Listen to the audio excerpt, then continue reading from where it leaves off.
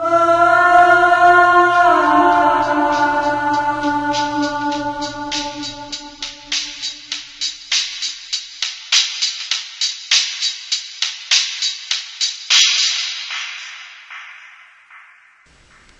welcome everybody. I'm just going to give you a quick demonstration of making a cool pupil for a character's eye. I'm working on a project right now, and I'll show you what it looks like.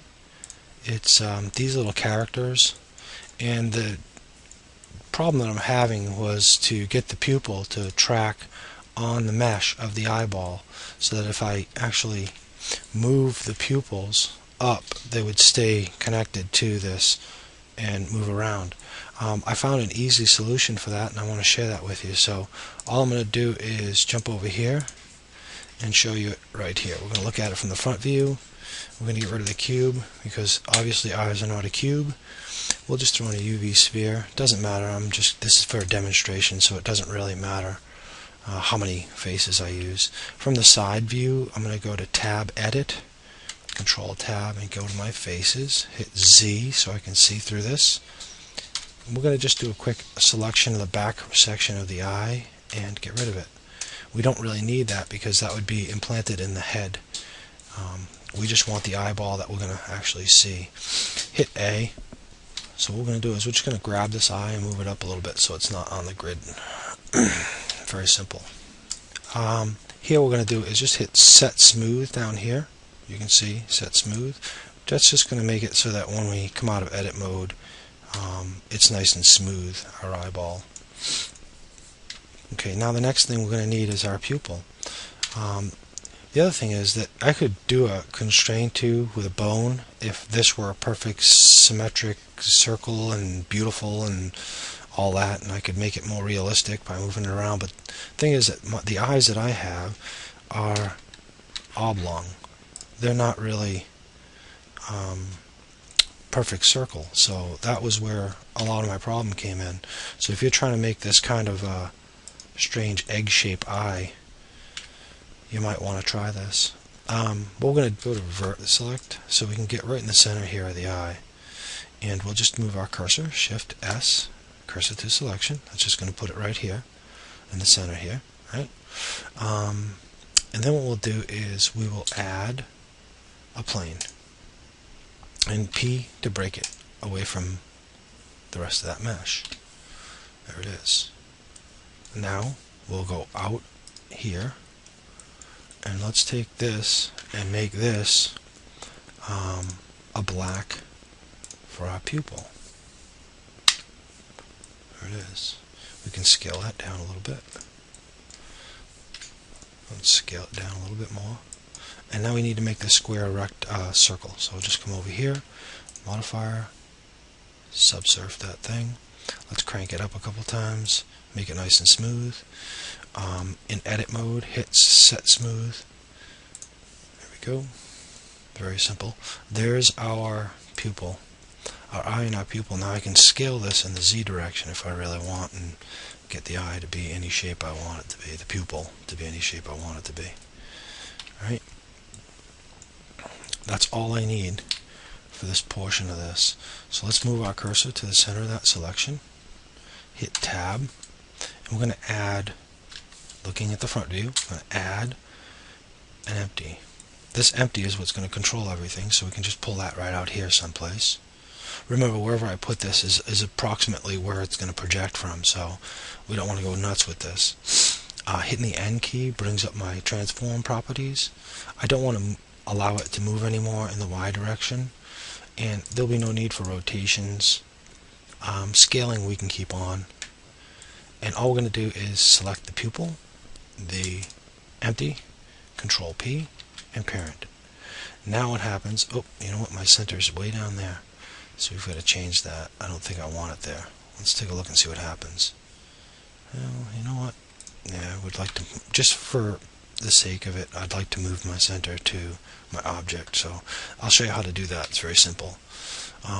Hit Tab, center my cursor, puts it right here, and then using F9 or clicking on your edit, you can come over here and say Center New, and I've got to be in object mode. Say center new, and it moves the center to the center of the eyeball, the pupil. And that's cool because it just points right at it. It's a little more easy for me to deal with. So now we're going to select this. Let's look at this name. It's called sphere. Let's change its name to eyeball. That's this white part. Cap locks. Shouldn't do that. Eyeball. And here we'll just do the same thing. We'll just name it eyeball. That's cool. Just keeping in mind that this is the data block name and this is the actual object's name. But that's fine. We're going to use this now. This is going to be attached to this eyeball. So what we're going to use is what's called the shrink wrap modifier. And all I need to do is tell it now that it's called, what I want that pupil to shrink to is this eyeball. And we called it eyeball. So we're just going to type in eyeball, hit enter, and there it is. Now you can see that it doesn't look very clean because it's pushed in behind the mesh, but that's easily fixable by just telling my offset to stick out a little bit. I've made it 0.01. Now let's split the screen so we can look at this eyeball from the side a little bit, or even from the camera view, it doesn't matter. If we now take our empty and we've got all these constraints locked, or the transformers locked, I can now move this, and you can see that it actually moves quite nicely along the surface of the eyeball. And I can scale it. Now the other beauty of this is that I can animate the empty very simply. If I look at this thing from the front view, I can just tell Blender that on frame 1, insert location and scale and everything else, although we're only really looking for location. Scale we haven't used yet, but I like to put that in anyway. Let's move forward 10 frames. We'll just grab that and move it upward and hit I and just do available. Then we'll grab it and move it over here. Now I can just kind of do this. Now remember that the eyeball doesn't move, it kind of tweaks. It doesn't, an eyeball doesn't move slowly. The pupil will move quickly to focus on what it is looking at. Also, there's some cool things with an eye. Let's move forward, I'm sorry. Talking and trying to do this at the same time. Cool thing about a human eye is that, for instance, when we're walking, our brain shuts off or discards information that we don't need to see. For instance, the jitter when we're walking, it knows when to shut off and when to turn on in order for us to get enough information to know what's going on, but without it having it bounce, it kind of smooths things out. It's pretty cool. So what we're going to do, I'm not going to save this, I'm just going to do an Alt-A now, and we should be able to just go back to our first frame, hit Alt-A, and you'll see that the eye actually moves around, the pupil is moving around.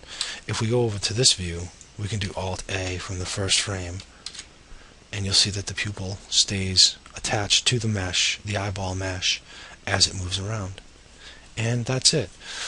You can also animate the scale, so that if sometime along this timeline I would like this to scale down a little bit, I can do that and just hit available, and now when it moves forward, the pupil will shrink and regrow as it moves to the next keyframe. Now obviously you can track this empty to almost anything you want. It can be a curved circle that you have out here, and it will track to that and stay to it, so it'll make only the movements that you want it to. It would allow it to move up and down and around in a circle, but not to get outside of that, because if you do move outside of it, you can see that the pupil actually kind of disappears. But that's acceptable too, because you probably have an eyelid somewhere on that, and the range of motion that you want for this isn't going to be that large. So that's it. I hope you enjoyed that, and I'll see you next time. Keep on blending.